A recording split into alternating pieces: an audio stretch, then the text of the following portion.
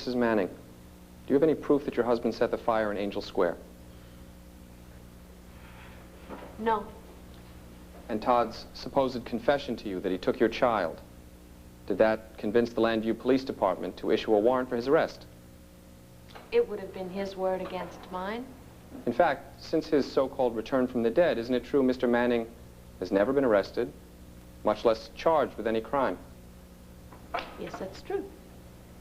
Of course, neither of you, and yet you've admitted doing some very naughty things, like withholding Asa Buchanan's medication when he needed it. I already explained that to the court, that I have made some very bad mistakes, but I've learned from them. And I've also learned from my daughter. She has a very loving heart, and she has taught me how to be a good mother. I see. A good mother who would have an adulterous liaison in front of the child with this Patrick Thornhart, a man who left you alone and pregnant, a man with a shadowy past full of danger and sudden violence, a man who, by his own admission, loves another woman. My daughter has never been exposed to anything that she shouldn't see with Mr. Thornhart or anyone else. And when I did have that relationship is when I thought my husband had drowned in the Irish Sea, so I don't see how that could be an adultery. And you mourned your husband exactly how many months before you hopped in the sack with Mr. Thornhart? Withdraw the question. That'll be all, Mrs. Manning. Mrs. Manning, there's a question I would like to ask. Could you tell me what your feelings are right now about your husband? Well, I would, I'd have to go back to when Todd and I first fell in love. He was no saint, but neither was I.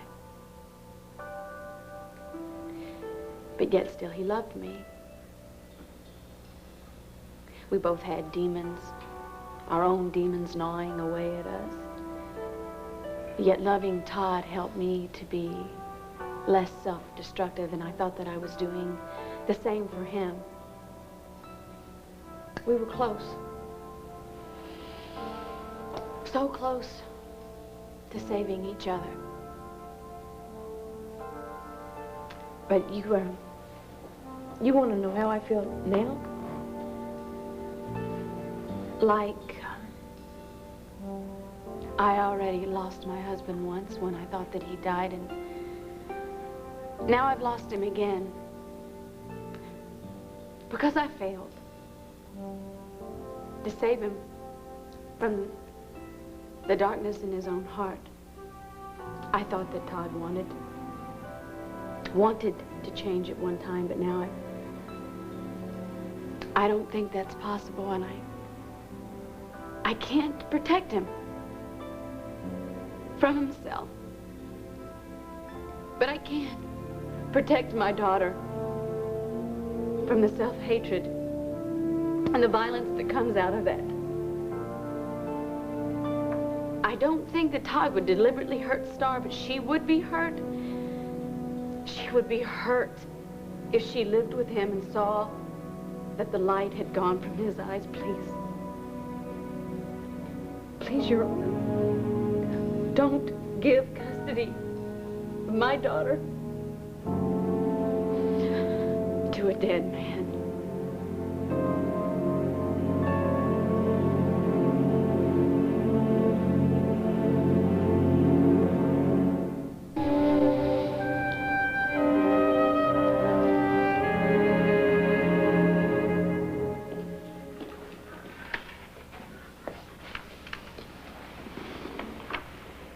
Honey, it's over. You did it. You okay? Todd, you were so sure that Blair was going to tear into you. But no, did it? Mr. and Mrs. Manning, I know it will be very little comfort to you, but I want you to understand that custody battles always seem to bring out the worst in people. Now, it's very clear to me that you're both devoted to your daughter, and both of you have long records of frightening instability and violence. Now, I applaud your efforts to overcome that dark legacy. Both of you have worked very hard in correcting your past mistakes, and both of you have succeeded, but only in part. Now, blame is not the issue here. What I am sworn to determine are the best interests of your child, specifically to work out a fitting custodial arrangement.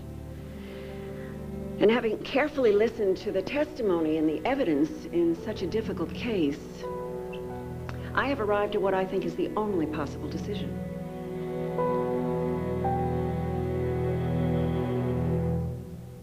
This court is an extremely difficult one. Frankly, I think King Solomon would have had a tough time with it. Come on already, come on. I realize that these proceedings have tried the patience of some, but I must tell you, this court has only one priority, the best interests of this child. Unfortunately, what is truly in the best interests of Starr Manning is still not yet clear. Therefore, I have decided on a period of probation before awarding final custody. No, you can't let this go on. This nightmare go on and on and on. I have warned you about this before. I will not tolerate this in my court. Now, order.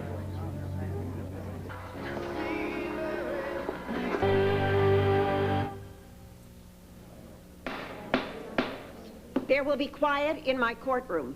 That is an order, not a request. Claire, just try to calm down. You still have Starr. No, I cannot let this happen. Your Honor, please. We deserve some sort of final decision here. It's been a terrible ordeal for both of us. I know. Please, can't... I've been here, remember? Come on. Now, I have heard a lot of loud, angry voices during these proceedings. But one party in this dispute has been quiet throughout it all. Starr. If she could speak to us, I have no doubt that she would say, hear my voice. Well, I'm going to try. I'm postponing my decision for at least 2 weeks. During that time, custody of Starr will remain with her mother. Her father will have full visitation rights. Meanwhile, a court-appointed social worker will observe Starr in the presence of both parents and report back to me. This court stands adjourned. All right. This is ridiculous. This is totally ridiculous. About time somebody finally put you under observation. You know what, Todd? They can observe us until Starr's sweet 16. But you were never going to get your hands on my little girl. Do you understand that? Claire, you're doing exactly what he wants you to do. Now forget about it. Let's go home to Starr. Everything? Yes. Claire, your side of the story is going to get out. The story that I'm writing for the Banner tells exactly who the victim was in this courtroom today, okay? Thank you, Kevin.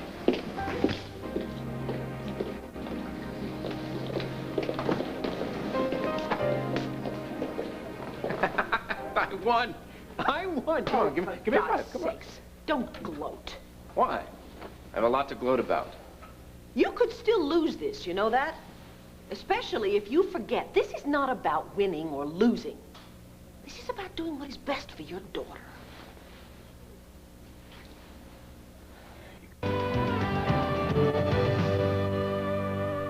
How could she do it? How could she take one look at Todd's life and let him anywhere near my little girl? I know, sir. We've got it from here. Okay. Thank you. I'll just be out here if you need me. Thank you. Okay. You know, when Dorian hired those guards, I thought, well, you know, she's crazy. But I must admit, I'm so glad that she did. I'll just have to apologize to her when she comes back. Sweetheart, you don't have to do anything. Say anything to anyone after everything you have been through. What just happened? Todd wasn't supposed to have any type of chance at that hearing. I know, all right? I just think that somehow maybe we just shouldn't have been so surprised. I mean, come on, Blair. Todd has always had this cruel kind of cleverness about him. But this time he's just postponed the inevitable, right? You are a wonderful mother. It'll be great to have a social worker see that. I don't think anything is going to help at this point. Blair, you can't think like that. I have to think like that. How can you trust a world that sees Todd Manning as a fit